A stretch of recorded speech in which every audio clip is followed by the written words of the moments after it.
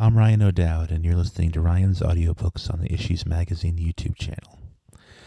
Today we continue with the Psychic Bible, the apocryphal scriptures of Genesis P-Orridge, and the third mind of the Temple of Psychic Youth. Section 1:15. Starting with Time Mirrors, Part 10.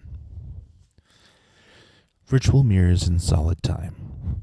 Since all phenomena, or phenomenally appearing things which arise, present no reality in themselves, they are said to be of the noumena, in other words, they are of the voidness, regarded as the noumenal background or source of the physical universe of the phenomena. Though not formed into anything, they give shape to everything. That is, that phenomena and noumena are ever in union, and said to be of one nature. They are, like ice and water, reflection and mirror, two aspects of a single thing. From the 7 Books of Wisdom, Tibetan text. In the case of a mirror, there is a third aspect, the subject viewer. Mirrors reveal and conceal, their mystery permanent, their hints at doorways, windows, points of entry, and thresholds, just out of reach of our conscious minds. Time, the imaginary mass emits. Image, idea, there can be no separation, scientifically or subjectively. The atavistic face gazes down into a crystal pool. Ice-cold water, grunts. A hand shatters the image. Fear gaunt and haunting passes across. A shadowy cloud, and through all time the moment can persist, be reclaimed. What is time but a variety of one thing? Austin Osman Spare. These moments of time accumulate, are listed under memory in our modern synapses, and are posited as always retrievable, amorphous. Nothing is forgotten, all is permitted. In a stinking cave, muttering babies scream and scratch. Furs undulate in copulation. In one corner, bright-eyed first marks are daubed on a wall. They are marks to function, marks of place, of time.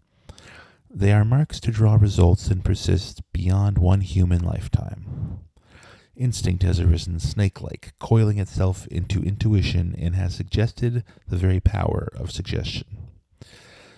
No one noted down from a book this process. It grew from watching the elements, closeness to life, sources, death forces that modern persons are divorced from. On this damp stone there is a curve. It is a land, horizon, ejaculation moment. Magic consists in seeing and willing beyond the next horizon. The Tsar. Mrs. Peterson stares down, penciled into existence. It is her as she was when she took Austin Osman Spare at 14 years old and initiated him into the art of sexual magic and a powerful system of sorcery. A primal oral tradition preserved through female bloodlines that she had rediscovered and regenerated through her covert communion across time with systems and techniques that grew from a most animalistic and pure union of instinct and inherited DNA encryptions. This woman knew, and she taught Spare, how to travel through time and just how malleable and manipulatable a form of energy and matter it was. She also instructed Spare in techniques that could empower him to remain present in life after an apparent physical death. She was a medium, but her guides were not the New Age, romantic and patronizing icons of native peoples and tribes. Not just native chiefs, pharaohs, Tibetan Rinpoches, or aborigines. They were more like the creatures of Clive Barker's Hellraiser visions, or the demons in Evil Dead. They were the deepest, most atavistic, and rawest representations of the alien that we can experience, equivalent, if you will, to a seriously hardcore DMT entity confrontation. Mrs. Patterson understood a most particular secret. Her medium was herself. She was quite able to travel through mirrors and throughout time. There's a drawing in my possession by Spare, a pencil and gouache, finished in 1928. The main figure is Mrs. Patterson. Coming from behind her head, making a blister in a shimmering green-penciled aura, is a half-completed face. It belongs to no one, everyone. It is she at times, it is cavalier, and it is also Austin Osman Spare. This one picture contains all the secrets Spare never wrote down. His books are thorough, precise, and often opaque. Spare appears in the bottom right-hand corner, represented as he projects. He will look as an old man, eyes closed, concentrated, manifesting, it would seem, the other beings in the picture. Remarkably, his projection of his older self is uncannily accurate. What Spare is doing is quote-unquote tricking us. All his writings are symbolic. They were never intended to be taken literally as illustrations on any level. His writings are primarily journals, decorative encryptions of basic techniques of travel, but they are appendices to the real work. This special trick was to convince everybody that his drawings, paintings, and images were symbolic, fantastical products of his imagination. They are, in fact, the essence of his sorcery. Like all great sorcerers, he did his central secret in an apparently commonplace medium. What we discover in this key picture is that he is actually kneeling. It is actually a photographic record of his prediction of both his own bodily death and his worship of Mrs. Patterson as the keeper of immortality. Spare made consistent use, for very specifically sex-magical reasons, of late middle-aged prostitutes who would normally be considered brash and heavily made up. Women who could, in his mind, represent Mrs. Patterson at the age she seduced and instructed him, and thus charge more powerfully his sexual magic rituals and sigils as a result. Just as the sorcerer repeats elements of ritual over and over again, and uses the same magical tools, incenses, incantations, and so on, repeatedly to achieve a cumulative effect, so Spare recreated a virtual sorceress to revisit the precise intersections of time and space that she had imprinted in his brain.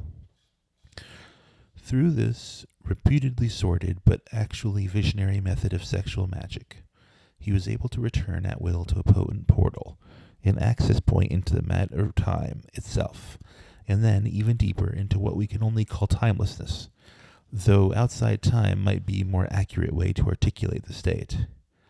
These women were close enough to Mrs. Patterson in a cosmetic physical appearance and characteristics to be used as a focusing visual key, enabling him to be accelerated at the moment of orgasm, just like a particle accelerator, into direct interdimensional contact with her in all the infinite previous hers that had ever existed.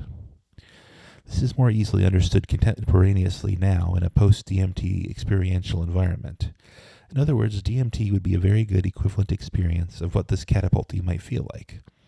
However, Spare could recreate this at will, and via will, over and over again, with deep lucidity and in a state of sexual intoxication, rather than biochemical intoxication, a drug-free splitting of the atoms of time.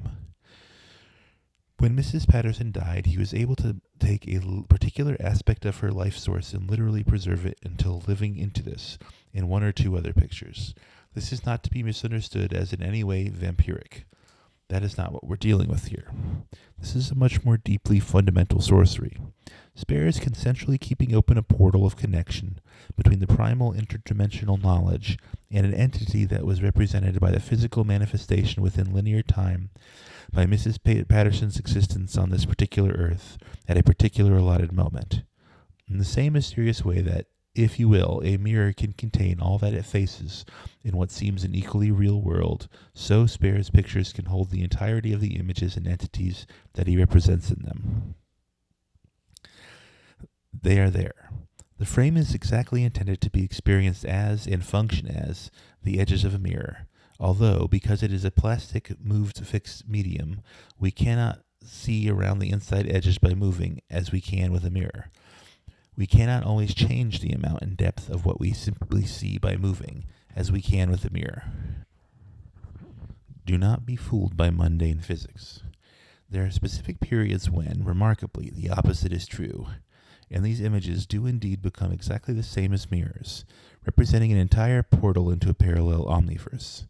Further, I would suggest, indeed insist, based upon my own personal experiences, and those of many other colleagues who have acted as controls and or guinea pigs in my experiments with these pictures to act as confirmation, or dismissal of the actuality, that these pictures do not just become virtual mirrors, they become living portals that animate through which entities can travel, accessing our world and bidding us into theirs. When Miss Patterson died, he fixed her in this picture. We see him. He sinks into her chest, is absorbed. They rise together, androgynous, genderless, both their faces and all their ages superimposed to create one alien being, one interdimensional entity. He has drawn himself dying, conjuring himself into this picture in advance of that event, so that he may always return, like the Cocteau character crossing back and forth through the mirror. Art can contradict science, Austin Osman Spare. Art is the truth we have realized of our belief, Austin Osman Spare. Do you see those flowers growing on the sides of the abyss whose beauty is so deadly and whose scent is so disturbing? Beware. De Guacia. In these sorcerous images, these his purest incantations through art, Spare uses a graphic skill and technique second to none, yet his most commonly seen works can appear deliberately fast and loose. The nearest modern parallel would be Salvador Dali, who could suggest perfection and hyperreality in a few precisely placed marks and intersections, and through his works workshop his own personal sorceress Gala. Dali's photorealistic technique is accurate in an unearthly way, too, and Dali uses delirium and dislocation of the senses to catapult himself and us through the parameters of madness and obsession into his personal landscape and environment. Dali occasionally masturbated onto his paints, particularly painting the leather strap across Hitler's back, and made good use of the canvas as a virtual mirror viewed from one static position. I would argue that Dali, despite his genius, was naive, struggling to describe glimpses and fragments of vision with an ad hoc quasi-magical perception and aspiration. Dali did not build, though he hungered to, a system as unique, primal, timeless, and fully administered by informed, cumulative, and interdimensional arcane knowledge as Spare. Spare knew all too well what he was doing, conjuring and building. A method of physical and neurological immortality, a means to step outside time. Dali really wanted to, but remained finally restrained by his inability to travel beyond use of his imagination. For Dali, the mirror was a solid barrier into which he could gaze but not travel.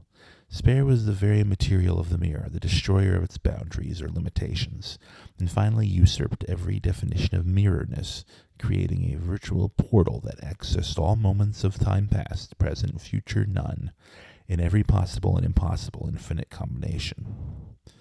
Time is, you see, a solid through which all passes. All is seen from a vantage point. As we learn to move our point of perception, so we act like a lens, or a mirror's surface viewed from above. Light, thought, life passes through us, expanding outwards. We can place our mirrors anywhere, perceive them from any direction. Thus we are potentially everywhere, in every possible time and every possible dimension. All travel is possible. We are an amorphous, infinite density of matter. The matter is time. It is all a matter of time. Time is malleable, and thus both the portal and the means of travel. We can leave, we can return, we can cease to exist. This is the virtual mirror of Spare. These are the prophetic portals, but they do not prophesy art. They prophesy an end to materiality, a disintegration, a dissipation of our corporeality beyond anything so far confessed in the small wooden box of physics. The future is in the past, but it is not wholly contained in the present. Hone Wronski. Brian Gysin was another such artist of the future, another such alchemist and sorcerer who used art to create time and interdimensional travel. He used a different style, more abstract, more directly concerned with encryption, encoding, and decoding, and with a clear appreciation of post-linguistic magic. Rub out the word, he would emphasize. He, too, is absolutely aware of the implication of his experiments and their functions. Both Gysin and William Burroughs accepted as a given that the central power of their works was to trick time, and through another system of cumulative effect, manipulate and navigate mortality and all sources of pre-recorded life, brain, entity, location, and the process of control that locks us out of the inviolate human right to transcend physicality. Gysin was a practicing magician first, and actually described at length to me in Paris his lifetime practice of mirror staring, and the incredible melting of nonsensus reality that resulted for both him and many of the other beats. He suggested that there are hotspots in cultural engineering and vehicles of convenience that accelerate the inevitable for those reckless and are courageous enough to risk all for a possibility of disincarnation, of leaving behind the host physical body forever, in a necessary transmutation into otherness, a way of alien being, that must be the only valid goal of any of us if forward motion and discovery are truly our agenda. In traditional Western culture, this letting go of all preconceptions, all expectations, all value systems, all inherited moral imprints, all concepts of self-preservation, and all distinctions is referred to as the abyss. See a cliff, jump off. Old TOPY proverb. Both Spare and Jason lived to pursue and attain new dimensions. They understood the hunger to pursue successful systems of sorcery, not knowledge. This alone made overt collaboration with magical groups impossible. Where the need for nostalgic elitism, power implied by academic recall and self-image, measured by the length of one's bookshelf, far too often camouflage mere self-aggrandizement. And the essence of motivation is the servility of others. Jason incorporated tape recorders, permutations, projections, trance music, mathematical formulae. Spare incorporated his own body, sexuality, and dimensional fluidity. Both were prophets of portals of virtuality and developments in quantum neurology that later became possible, and as egalitarian access to cyberspace and other synthetic worlds expands globally, now became, at the very least, more likely, and I would propose, inevitable. The world we appreciate in a mirror. That world where, as we get close, appears to be large and equally as real as a supposedly more physical nonsensus reality.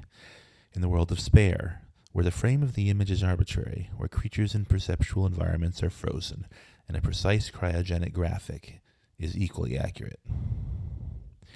These worlds are a mere precursor of the apparently limitless and multidimensional possibilities heralded by the microchip.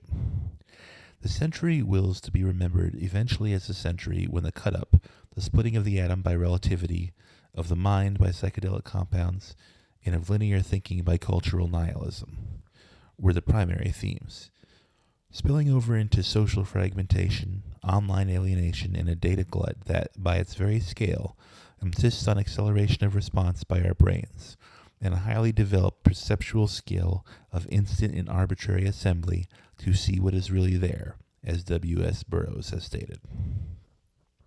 Spare was aware that mastery and magic in themselves generate at the very least a morbid fascination and reaction in human persons. He consciously used his books, his twisted Beardsley-esque graphics, and his atavistic writings to attract our interest after his physical death, not for reasons of ego. I would contend that it was to reactivate his mind and reanimate his psyche. Sound far-fetched? Well, personal anecdote, take it or leave it. One of the Spare paintings that I used to own, now in the collection of Blondie's Chris Stein, was called The Ids. Every New Year's Eve, strange things would occur. Most noticeably, the two facets of Spare himself that face each other would reanimate. Many different guests would suddenly gasp and say, "Did you know that the faces in that painting have come alive?" Or, "They are arguing." None of these observers knew who Spare was, or any of his ideas, or my own ideas about him. Eventually I checked and found that Spare died on New Year's Eve 1956. A medium called Madame Bruna, also on a social visit, was shocked and disturbed by the Mrs. Patterson image. In fact, it was this repeated witnessing of the faces becoming real, moving, talking, changing, that led to the thoughts in this essay. In the case of the Mrs. Patterson picture, nobody felt anything malevolent, just a powerful experience of people trapped in a mirror. The Ids, however, was different. Something one could only think of as bad always happened when it animated. It got so predictable and incontrovertible that I took to putting it in a cupboard facing the wall for a period before and after New Year's Eve each year. The last phenomenon was particularly odd. Before traveling abroad, I arranged for two people to be caretakers of my house in Brighton. I warned them, almost like a fable, such as Hansel and Gretel, that they must not touch, move, or hang up the Spare painting of the Ids, which was in the loft space of the house facing the wall. I told them it might sound superstitious or stupid, but please trust me on this one. I guess inevitably they felt this as a challenge and chose to not only turn the picture facing outwards in the loft, but to spend a night staring at it and sleeping in the same space. Apparently, as they tell it, After an hour or so, the picture seemed to fill the room. Spare argued with himself as usual. Then a new thing happened. The central face of one woman, there were 3 women's faces above Spare's heads, came alive too. The picture seemed to grow into a large mirror, filling the visual perception of the one whole end of the loft. The room seemed to fill with green mist, and then, holding her hand out, this woman walked out of the painting and came toward them. In the inanimate painting, the heads are floating in a grain field, no bodies. They have heavy makeup on, like the prostitute's Spare favored his psychosexual sorcery. Both people panicked and ran from the loft, locking the door behind them. From that time on, various destructive events affected the house, and them. Had they let loose in classic horror film style, a malevolent entity with its own agenda? One of the 2 people became an alcoholic. Both had mental breakdowns. By the way, Chris Stein was aware of this side of the painting's history when he purchased it. Spare had been shrewd enough to make all of his secrets nonverbal and nonlinear. Not one explanation of these secrets is contained overtly in his writings. He was in the best covert cultural traditions, working for himself alone. Only the atavistic hinting and the virtual mirror drawing and paintings can articulate and bear witness to his phenomenal achievements. The universe is a creative process carried on by man's imagination, an operative power capable of becoming more supple, more animate. Teilhard de Chardin. What is happening in these certain key pictures? I would propose a few speculations. All ideas have an image. We were originally an hieroglyphic species before the restrictive, linguistic, and alphabetical systems we use now were adopted. Adopted, I might add, purely for reasons of control, and the compression of both visual and potential in all of us. All the materials used to create and fix an image are material. They are formed of patterns of atoms and molecules, charged by certain energies that hold their specific clusters together in some way. Modern psychology also tends to accept that ideas are material entities like animals and plants. All mythological ideas, Jung suggests, are essentially real and far older than any philosophy. They originated in primary perceptions, correspondences, and experiences. A catalytic element that regenerates a reaction between entoctic ideas and a spectator, and that favors parapsychological events, is the presence of an active archetype. In the specific case of Spare's visual mirror art, this element can be anything from an obvious glyph, condensing and compressing a desire, a non-decorative aesthetic arrangement, or in the most intense portal works, an invisible charge of energy which somehow calls the deepest instinctual layers of the psyche into action. The archetype is a borderline phenomenon, an acausal connecting principle, closest in explanation to deliberately controlled self-conscious synchronicity. When Spare describes in certain of his texts self-love, if you will, as the engine of his sorcery, I believe this means self-conscious yet egoless. When he uses the word chaos, which he profoundly championed from the start of the century, he is leaving a key evidentiary clue in amusing himself. Austin Osman Spare's chaos is both a signature and a signpost into future time. CHDVH equals joy equals 23. Thus we get chaos, both his name and his confession of secret sorcery. Art is the instinctive application of the knowledge latent in the unconscious. Austin Osman Spare.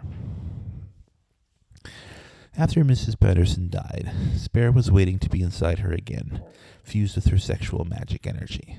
Inside her also, in the sense of 2 liquids mixing to create a third amalgam. 2 consciousnesses as well, the third mind of Brian Gysin. This is not romantic fiction. This is a prediction of some of the interdimensional forays that are subscribed to very convincingly by Tara McKenna and other such botanical voyager. In this Keys picture by Spare, what we are really seeing is both his projection into the actual future moment of his own death and the way Mrs. Patterson looked exactly at the moment of her death overlaid. His aim in all his sorcery was to reunite his spirit and hers, captured within the dimensions of his artworks, so that through this process they could both quite literally live forever. An interesting twist on the idea of great art making the artist immortal. In this case, I mean immortal quite literally. They do still live, just as our concepts and assumptions about reality and varieties of perception have been forever revised by the advent of virtual reality and quantum psychology, so our concepts of linear existence are confounded by the manifestation held in stasis in these virtual mirrors. Keep in mind Cocteau's mirrors passing through to the other side, where different rules of physics and continuity apply. We are finally accepting that everything is truly in constant flux, that the malleability of all matter and all constructs is not just theoretical, that time is equally an energy and matter as fresh, and that projected images in virtual worlds are as valid and vibrant as the basic inherited consensus possibility that we tend to arrive trapped in, squealing and pissing from our mother's vagina. We are witnessing the realization that everything everyone says is true, that everything believed is real, that bodies are mere vehicles for transporting our brain, and that mortality is primarily a philosophical control process. Why, my children, even that dear old anarchist construct, the Bible, was assigned an alchemical message more significant than Pat Robertson might choose to consider. Have I not said that faith can move mountains? Some old prophet or another. The marvelous is not rare, incredulity is stronger than miracles. Jacques Rigaud. Apart from the more dramatic animations already mentioned, many unprompted witnesses have been shocked to see Mrs. Patterson's eyes close, open, cry, or her whole head turn. Quite literally a living portrait. Magic makes dreams real, makes the impossible possible, focuses the will to... Throughout occult circles in all ages, crystal, water, polished metal, mirrors of all types have been used for oracular purposes. Spare's massive achievement is that he recognized the potential of art, of image, to be the most powerful magical mirror of all. A window in time, an interface with death, an interdimensional modem. In his art, he captures not just an image but a life force. What seems to happen is that the individual's consciousness contained within the art remains dormant in this reality until they come into contact with the minds of certain others, or as an intersection with linear time sets in motion a pre-programmed software sequence of interactions. Primal atavistic aboriginal peoples knew this. Sometimes facilitated with botanical catalysts, they would invest immense and potentially limitless powers in specific totem images and glyphs or sigils. This use of the image as scrying mirror and as neurological nuclear energy is very different as a function of art to the post-patronage, post-craftsperson, 21st century norm of art, with that horribly big A. In contemporary elitist art, you actually don't get anything much back except aesthetics. You certainly don't get mummification and time travel. But we must never forget that all art grew from sorcery and from the concealment of Gnostic and alchemical procedures from those who would be king. Art was once synonymous with, and a direct aspect of, magic. It was functional, and it was dedicated to the processing of immortality, the opening and preservation of portals. By the way, I would argue that cyberspace, or the psychosphere, as I would prefer it was called, is an extension of this perception and function in just the same way, and we are just glimpsing the beginnings of the somewhat cack-handed access we've so far realized. Anyway, Spare achieved this forgotten, that which vested interest in all status quos considered impossible, even blasphemous, a two-way communication where his image reacts to and with the viewer. It has a life of its own, the nearest parallel, a virtual mirror in which you can see another world, one that we cannot touch, the glass remaining solid and frustrating us.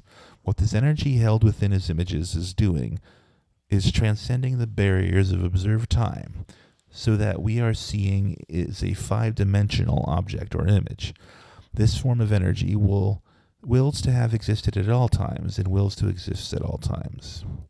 An objective, and critical survey of the available data would establish that perceptions occur as if in part there were no space, in part no time. Space and time are not only the most immediate certainties for us, they are the most misleading, doomed to be discredited as separate and abstracted states imminently. They are also usually considered empirical certainties too, since everything observable is said to happen as though it occurred in space and time. In the face of this overwhelming certainty, it is understandable that reason should have the greatest difficulty in granting validity to the peculiar nature of delirious phenomena or paranormal events. But anyone who does some amount of justice to the facts cannot but admit that their apparent space-timeliness is their most essential quality. The fact that we are totally unable to imagine a form of existence without space or time by no means proves that such an existence is in itself impossible, and therefore, just as we cannot draw from an appearance of space-timelessness any absolute conclusion about a possible space-timelessness form of existence, so we are not entitled to conclude from the apparent space-time quality of perception that there is no form of existence without space and time. I would imagine, though, that any of you fortunate enough to have had a particularly enervating moment of psychedelic experience will be more empathetic to the speculative space-timelessness state. Just as physics now tends to allow for limitedness of space, a relativization, it is beginning with catastrophe theory, fuzzy geometry, chaos mathematics, and other quantum disciplines to posit a limitedness of both time and causality. In short, nothing is fixed. It's official. The possibilities alone are endless. Conscious looking is a search for verification of the notions that impel the search. In all ways, has a circular mirroring element within it. Genesis P-Orridge. In Spare's most critical images, it seems that a medium has been synthesized, whereby the essence that survives death, but is usually beyond our communication, has been transmitted into an object that we are familiar with, i.e. painting or drawing, and we are therefore familiar with trying to interpret or receive information from. Because of the familiarity of the medium of painting, we don't put up paranormal, skeptical, or very many emotional barriers. We expect to try and see what the artist wanted to present, wanted to communicate, though personally I see little of that in contemporary deceptual art, as Brian Jason used to say. If Spare said he was going to capture himself within the frame and canvas and facilitate immortality, or at least a very different medium of mortality, demonstrating life after apparent death, most observers would switch off or scream ridicule tinged with an innate fear of the unknowable. There would be an interference with the transmission because Spare seduces us by allowing us to dupe ourselves into assuming what we view as an artwork, a picture, when in fact it is a photograph of a mirror of an actual or virtual reality, a mortality software, if you will. Because of the self-deception, we remain open-minded. This open-mindedness is essential to the functioning of the sorcery at the critical time intersections that animate it, New Year's Eve, for example, and increases the chances of the phenomenon of actual physical changes. The observer, if fortunate enough, wills to see that which many of us in this rightly post-existentialist age choose not to believe in or be heartily skeptical of, namely, living, moving, changing images of a post-death entity or brain essence. This is all as acutely programmed as any software, except, Allah be praised, it's not binary, nor an either-or program, which probably explains Spare's success. As, surprise, surprise, we do not and never did live in an either-or universe, and all binary forms are fallacious, serving only to block the righteous evolution and maximizing of the potential of our species. A species programmed in its DNA for only one ultimate function, to transcend all need for a physical body, fixed in linear time and space. You will see this entity reacting to you.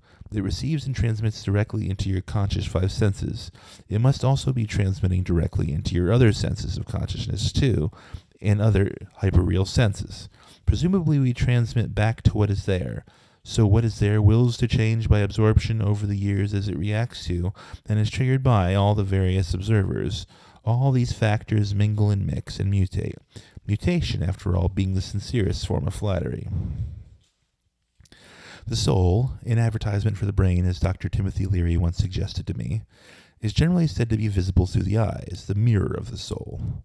The eyes, jewels of the actual brain, exposed directly to the outside, the neurovisual screen of the brain. In this key, Spare work, centered on Miss Patterson and executed in 1928, her eyes are neither open nor shut, and this is true in many of Spare's virtual mirror works.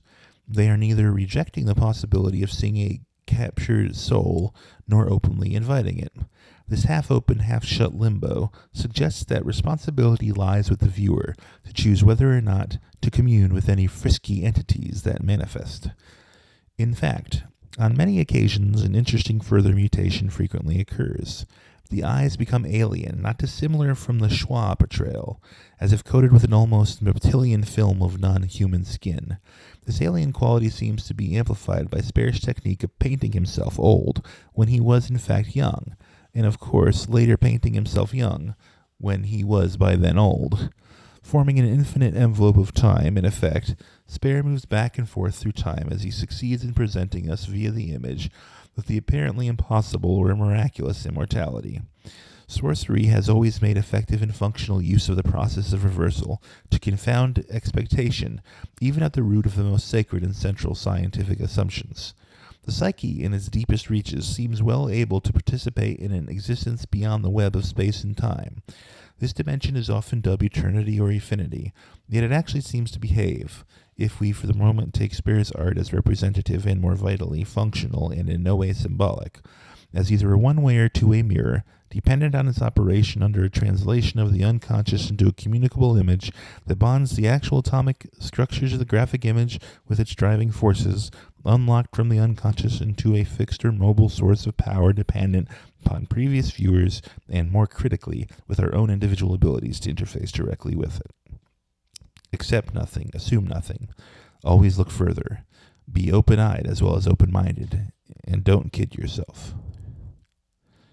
Keeping the speculation simple for now, if, in theory, all matter is actually vibrating tiny particles with lots of groovy names, then it's just possible that we could walk through walls. Then it is also theoretically possible to lock clusters of the same particles and energy into the fabric of an image, giving it the ability to move, change, alter, and animate its content. The only gap of credibility being first-hand experience. We don't usually believe anything until it happens to us. We only really know what we have experienced. Belief is rooted in recognition. Every now and then, as I type, you'll not be surprised to know, I wonder if this is going to sound too out there or crazy as you, the observer, read it. I already know it gets a little opaque, for which my less than humble apologies. And of course it assumes you know what the fuck I'm referring to vis-a-vis the paintings themselves. Oh well, though, this subject leads us to a bigger picture. A discussion of the parallels between virtual space and the creation of deities. Immortality and the psychosphere from a Processian perspective that we will to arrive on another occasion, but I digress. Imagination opens to synthesis larger than the sum total of reason. New images reflect more than logical synthesis can produce. There's a radical discontinuity in every truly creative idea or discovery. It's all a matter of time. Genesis P-Orridge. Projection direct from image to viewer involves more than the logical mode of thinking. An idea cannot exist separate from an image. For example, the Virgin Mary image embodies the idea of compassion, perhaps. A goddess or god is a figurative image of an idea. Images are the root language of social freedom and self-expression, as much as words and alphabets are the roots of social control and self-limitation. Science attempts to explain the omniverse objectively. Therefore, it cannot explain art, or more particularly, the unique effects or phenomena Spare generates within art. This is not a possible function of science, although to be fair, science is now thankfully beginning to include the point of viewing in its theories to great effect. Science cannot tell us why Spare's images can alter, why his faces change, eyes open and close, colors vary. Photographs are said to steal souls, and they certain capture a moment in time and freeze it. So do the images in oracles of art, for art was originally revelatory, prophetic, functional, and shamanic, fully integrated into every detail and aspect of life. He who transcends time escapes necessity. Austin Osman Spare. Spare's images capture the process of creation, the thoughts of the creator, and the memories of the viewer. Change the way to perceive and change all memory. GPO. These memories of the viewer recall past events and feelings that are more compact, briefer than when they took place originally. They are compressed. Memories are past time accessed into recent time. Time is not, however, linear. All time exists simultaneously and points in every direction simultaneously. It is quaversal, omnipresent. It fits, in fact, all the usual definitions of God by the Catholic Church. There is really no reason why Spare's paintings and images should not capture time, thought, and experience, and then recreate and expand it in the viewer's mind. All nature is a vast reflection of that which is within us, or else we could not know it. Austin Osman Spare. Subjective experience is no less real than objective conjecture.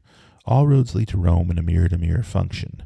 This function of mirroring is found in the trance state in a simple, direct way. The higher techniques of idea and the artist's illusory skills make effects and phenomena active through the dimensions of spacelessness and timelessness in ways normally consigned to the skeptical parking lot of modern existence. Time mirrors time. Embraced reality by imagination. Austin Osman Spare. Years of trying to rationalize inexplicable experiences disintegrate, and only the most extreme speculations and constructs of impossibility begin to get close to giving answers that we see and feel. We are here to go, as Brian Gyson succinctly stated, but not just here to go into inner and outer space, though that process is one part of the conceptual parcel of the final aspiration. We are here to go out of the physical body, to enter the solid pool of time, to be fully integrated into that matter of time that connects us with every moment, in every direction, and every parallel or conflicting omniverse that ever was, wills to be, or intends to be. Intention is the key, and the process is the product.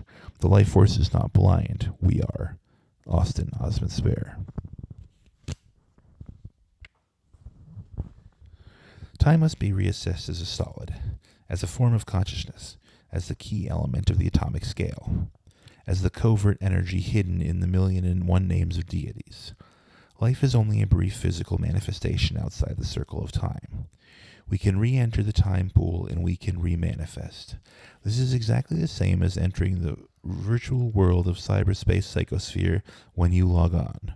Our appreciation of the implication of logging on must be delivered from the deification perspective. Once logged on, we are vulnerable to all the agendas, traumas, neuroses, and brilliances of all other logged-on individuals. We have re-entered a pool. No different to the pool of time, or the gene pool, or racial memory DNA, quote-unquote, pools. This pool I aim to name spatial memory. Our understanding of time travel, physicality, possibility, and the malleability of time and existence in a new contrived virtual world is prophesied by Austin Osman Spare, by Brian Gyson, by many artists and creators. This shift in our perception of time and mortality will be the most important arena of discussion and philosophical, cultural co-engineering in the 21st century. What is death? A great mutation to your next self. Austin Osman Spare. The primary quest in art, life, science, and brain has become a quest for reliable, repeatable methods for interdimensional travel and communication, beyond the body and through the prophetic portals. Einstein, Spare, Gyson, Leary, McKenna, and all the other visionary synthesis have contributed to the cumulative effect upon which sorcery is based.